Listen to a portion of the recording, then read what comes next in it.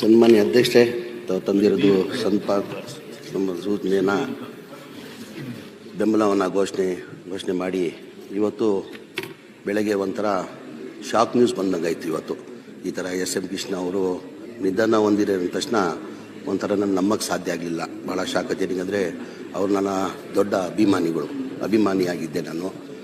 ಕಾರಣ ಅಂದರೆ ಎಸ್.ಎಂ. ಕೃಷ್ಣ ಅವರು ನನ್ನ ಅನಿಸಿಕೆ 1962ರಲ್ಲಿ ಮೊದಲೇ ಬಾರಿ ಇಂಡಿಪೆಂಡೆಂಟ್ ಆಗಿ MLA ಆಗಿ ಗೆದ್ದಿದ್ರು ಅವರು. ಇಂಡಿಪೆಂಡೆಂಟಲ್ಲಿ 25-26 ವರ್ಷ ಇತ್ತು. ಅವಾಗ 25-26 ವರ್ಷದಲ್ಲೇ ಇಂಡಿಪೆಂಡೆಂಟ್ ಆಗಿ ಗೆಲ್ಲಬೇಕಾದ್ರೆ ಸುಲಭ ಇಲ್ಲ.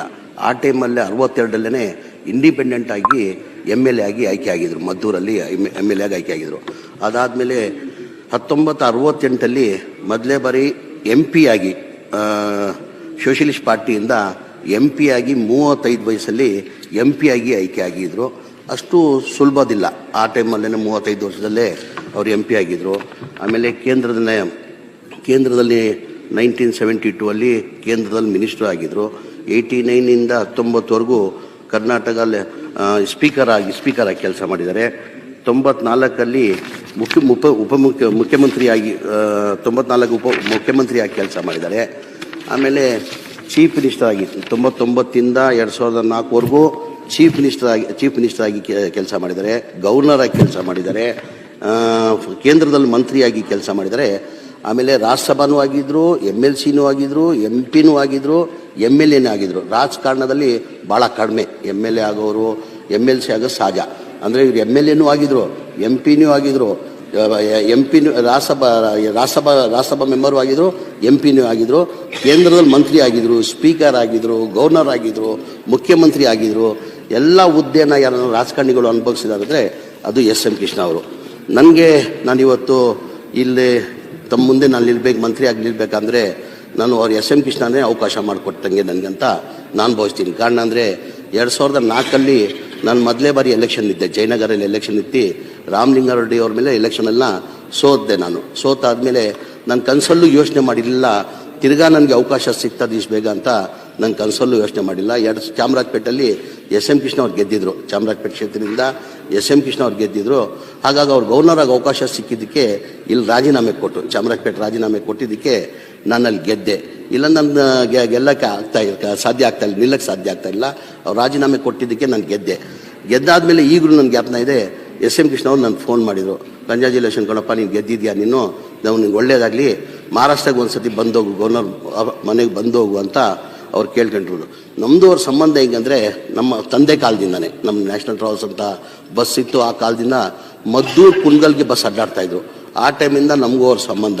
ನಾನು ಅವ್ರ ಚುನಾವಣೆಯಲ್ಲಿ ಹೋಗಿ ಕೆಲಸ ಮಾಡಿದ್ದೀನಿ. ನಾನು ಮುಂಚೆ ಅವ್ರ ಚುನಾವಣೆ 99 ಮುಂಚೆ ನಾನು ಅಲ್ಲಿ ಮದ್ದೂರಲ್ಲಿ ಹೋಗಿ ಅವ್ರ ಚುನಾವಣೆಯಲ್ಲಿ ಕೆಲಸ ಮಾಡಿದ್ದೀನಿ. ಅವರು ಮುಖ್ಯಮಂತ್ರಿ ಆಗಿದ್ದರು. 99 ಮುಖ್ಯಮಂತ್ರಿ ಆಗಿ 2020 ನನ್ನ ಆಫೀಸ್ ಒಂದು ಇನಾಗ್ರೇಷನ್ ಇದ್ದರು. DP ಶರ್ಮಾ ಅವರಂತ ಇದ್ದರು. ಲೋಕಸಭಾ ಸೆಂಟ್ರಲ್ ಕಾನ್ಸ್ಟಿಟ್ಯೂನ್ಸಿ ಬೆಂಗಳೂರು ಸಿಟಿಯಲ್ಲಿ ಲೋಕಸಭೆ ಚುನಾವಣೆಗೆ ನಿಂತಿದ್ರು ಅವರು. ಅವ್ರಿಗೋಗಿ ಹೇಳಿದೆ ನಾನು, ಸರ್ ಮನೆ ಮುಖ್ಯಮಂತ್ರಿಗೆ ಹೋಗಿ ಕರಿಬೇಕಾಗ್ತದೆ, ನನಗೂ ಭಾಳ ಆತ್ಮೀಯರಿದ್ದಾರೆ, ನನ್ನ ಕಂಡ್ರೆ ಭಾಳ ಪ್ರೀತಿ ಅವ್ರಿಗೆ, ನನ್ನ ಆಫೀಸ್ ಓಪನಿಂಗ್ ಇದೆ ಸರ್, ಹೋಗಿ ಕರಿಬೇಕು ಅಂದರು. ಆಯಿತು, ನಾನು ಟೈಮ್ ಕೊಡ್ತೀನಿ, ಹೋಗಿ ನೀನು ಇನ್ವೈಟ್ ಮಾಡು ಅಂತ ಹೇಳಿದ್ರು. ನಾನು ಹೋದೆ ಸರ್. 2020 ಹೋಗಿ ಅವ್ರು ಇನ್ವೈಟ್ ಮಾಡಿದೆ. ಸರ್ ನನ್ನ ಆಫೀಸ್ ಇದೆ, ಸಣ್ಣ ಆಫೀಸ್ ಇದೆ, ಒಂದು ಟ್ರಾನ್ಸ್ಪೋರ್ಟ್ ಆಫೀಸ್ ಇದೆ, ದಯಮಾಡ್ತಾ ಓಪನ್ ಮಾಡಬೇಕು ಅಂತ ಅವ್ರನ್ನ ಕೇಳ್ಕೊಂಡೆ. ಆಯ್ತು ಕಣ ಬರ್ತೀನಿ ಅಂತ ಹೇಳ್ಬಿಟ್ಟು ಅವ್ರು ಬಂದು ಮುಖ್ಯಮಂತ್ರಿ ಆಗಿ, ನೀವು ನಂಬ್ತಿರೋ ಬಿಡ್ತಿರೋ, ಬರೀ 200 ಸ್ಕ್ವೇರ್ ಫೀಟ್ ಆಫೀಸ್ ಅದು. ಎಷ್ಟು? ನ್ಯಾಷನಲ್ ಟ್ರಾವೆಲ್ಸ್ ಅಂತ ಒಂದು ಸಣ್ಣ ಬುಕ್ಕಿಂಗ್ ಆಫೀಸ್ ಅದು. 200 ಸ್ಕ್ವೇರ್ ಫೀಟ್ ಆಫೀಸಲ್ಲಿ ಬಂದು ಓಪನಿಂಗ್ ಮಾಡಿ 1 ತಾಸು ನನ್ನ ಜೊತೆಯಲ್ಲಿದ್ದರು. 1 ತಾಸು ನಮ್ಮ ಆಫೀಸಲ್ಲಿ ನಮ್ಮ ಆಫೀಸಲ್ಲಿ ಕೂತ್ಕೊಂಡು ನನಗೆ ಆಶೀರ್ವಾದ ಮಾಡೋರು. ಆವತ್ತಿಂದ ನನಗೂ ಅವ್ರ ಪರಿಚಯ. ತಾವು ನೋಡಿರ್ಬೋದು, ನಾನು ಭಾಳಷ್ಟು ರಾಜಕಾರಣಿಗಳು ನೋಡಿದ್ದೀನಿ. ಅಂದರೆ ಸ್ಟೈಲಿಸ್ಟ್ ರಾಜಕಾರಣಿ ಅನ್ನೋಲ್ಲ ಇದ್ದರೆ ಅದು ಎಸ್.ಎಂ. ಕೃಷ್ಣ ಅವರು. ಅಂದರೆ ಯಾವ ತಕ್ಕಂಗೆ ಯಾವ ಕಾರ್ಯಕ್ರಮಕ್ಕೆ ಎಂಥ ಬಟ್ಟೆ ಆಗಬೇಕಂತ ಹೇಳ್ಬಿಟ್ಟು ತಾವು ನಾವು ನೋಡ್ಬೋದಾಗಿತ್ತು. ಅಂದರೆ ಬೆಳಗ್ಗೆ ಒಂದು ಬಟ್ಟೆ, ಸಂಜೆ ಒಂದು ಬಟ್ಟೆ, ಮಧ್ಯಾಹ್ನ ಒಂದು ಬಟ್ಟೆ, ಟೆನ್ನಿಸ್ ಆಗಬೇಕಾದ್ರೂ ಒಂದು ಬಟ್ಟೆ. ಅಂದರೆ ಒಂಥರ ಡ್ರೆಸ್ ಕೋಡ್ ಇದೆಯಲ್ಲ, ನಮ್ಮ ರಾಜ್ಯದಲ್ಲಿಲ್ಲ, ಇಡೀ ದೇಶದಲ್ಲಿ ಯಾವ ರಾಜಕಾರಣಿನೂ ಅದು ಹಾಕಕ್ಕೆ ಸಾಧ್ಯ ಆಗಲ್ಲ ಅನ್ನೋ ಆ ಥರ ಬಂದಿರೋ. ಆಮೇಲೆ ವ್ಯಕ್ತಿ ಎಲ್ಲರ ಜೊತೆ ಒಂಥರ ಹೇಳ್ತೀನಿಲ್ಲ, ಯಾರು ಹೋದ್ರೂ ಪ್ರೀತಿಯಿಂದ ಮಾತಾಡೋರು. ನಾನು ಒಂದು 2-3 ವರ್ಷ ಹಿಂದೆ ಹೋಗಿದ್ದೆ. ನನಗೆ ಆಶ್ಚರ್ಯ ಆಯಿತು. ಅಂದರೆ ಅವಾಗಲೂ ಅವ್ರು 89-90 ಆಗಿತ್ತು. ನಾನು ಭಾಳ ವರ್ಷ ಎಲ್ಲೋಪ್ಪ ಹೆಂಗೋಪ್ಪ ಇದೆಯಾ ಜಮೀರ್, ಚೆನ್ನಾಗಿದೆಯಾ ನೀನು ಅಂತ ಹೇಳ್ಬಿಟ್ಟು ಅಶೋಕ್ ಅವ್ರು ಹೇಳ್ದಂಗೆ ಭಾಳ ಹೊತ್ತು ನನ್ನ ಕುಣಿಸ್ಕೊಂಡ್ರು. ಹೆಂಗಿದೆಯಪ್ಪ ರಾಜಕೀಯ, ಹೆಂಗೆ ನಡೀತಾ ಇದ್ದೆ, ನಾನು ಭಾಳ ಖುಷಿ ತಂತು, ಭಾಳ ಸಂತೋಷ ಆಯಿತು. ನೀನು ಎತ್ತರದಲ್ಲಿ ಬೆಳೆದಿದ್ಯಾ, ಮಂತ್ರಿ ಆಗಿದೆಯಾ ಅಂತ, 2 ಬಾರಿ ಮಂತ್ರಿ ಆಗಿದೆಯಾ ನೀನು, 5 ಬಾರಿ ಚಾಮರಾಜಪೇಟೆಯಲ್ಲಿ MLA ಆಗೋದು ಅಷ್ಟು ಸುಲಭ ಇಲ್ಲ, ನೀನು 5 ಬಾರಿ MLA ಹಾಕಿದ್ಯಾ, ಈ ಥರನೇ ಮೇಂಟೈನ್ ಮಾಡು ಹೋಗು ಅಂತ ಭಾಳ ಖುಷಿಯಾಗಿ, ಭಾಳ ಆತ್ಮೀಯಾಗಿ ಮಾತಾಡೋರು. ಯಾರು ಹೋದ್ರು ಅವರು, ನಾನು ನೀವು ಅಂತ ಇಲ್ಲ, ಯಾರು ಹೋದ್ರೂ ಭಾಳ ಆತ್ಮೀಯಾಗಿ ಮಾತಾಡೋರು, ಭಾಳ ಗೌರವ ಕೊಡೋರು.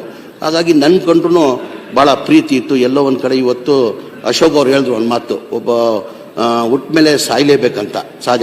ಅಂದರೆ ನಾವು ಏನು ಒಳ್ಳೆ ಕೆಲಸ ಮಾಡ್ತೀವಿ ಜನ ನೆನೆಸ್ಕೊಂತ, ನನ್ನ ಯಾವಾಗಲೂ ಅದೇ ಹೇಳೋದು ನಾವು ಇರುವಾಗ, ನಾವು ಹೋಗುವಾಗ ಏನೂ ಹೊತ್ಕೊಂಡು ಹೋಗಲ್ಲ. ಒಳ್ಳೆ 4 ಕೆಲಸ ಮಾಡಿದ್ರೆ ಜನ ನೆನೆಸ್ಕೊಂಡು ಕಣ್ಣಲ್ಲಿ ನೀರಾಗಬೇಕು. ಇವತ್ತೆಲ್ಲ ನಾವೆಲ್ಲ ಏನಕ್ಕೆ SM ಕೃಷ್ಣ ನೆನೆಸ್ಕೊತೀವಿ ಅಂದರೆ ಅವ್ರ ವ್ಯಕ್ತಿ ಆ ಥರ ಇದ್ರು. ಅವ್ರು ಮಾಡಿರೋ ಕೆಲಸಗಳು ಇಡೀ ದೇಶ, ನಮ್ಮ ರಾಜ್ಯಕ್ಕೂ ಮಾಡಿದ್ದಾರೆ, ಕೇಂದ್ರದಲ್ಲಿ ಮಂತ್ರಿಯಾಗಿ ಅಲ್ಲೂ ಸೇವೆಯನ್ನು ಸಲ್ಲಿಸಿದ್ದಾರೆ. ಅವ್ರು ಇಷ್ಟೇ ಹೇಳೋದು ನಾನು, ಅವ್ರ ಕುಟುಂಬಕ್ಕೆ ಎಷ್ಟು ನೋವಾಗಿದೆ ಅದು 2 ನೋವು ನಮಗೂ ಆಗಿದೆ. ಅವ್ರು ಭಾಳಷ್ಟು ಅಭಿಮಾನಿ, ಬರೀ ನಮ್ಮ ರಾಜ್ಯದಲ್ಲಿಲ್ಲ, ಇಡೀ ದೇಶದಲ್ಲಿ ಅವ್ರ ಅಭಿಮಾನಿಗಳಿದ್ದಾರೆ. ಕರ್ನಾಟಕ ರಾಜ್ಯದಲ್ಲಿ ಹೆಚ್ಚಿನ ಸಂಖ್ಯೆಯಲ್ಲಿ ಅವ್ರ ಅಭಿಮಾನಿಗಳಿದ್ದಾರೆ.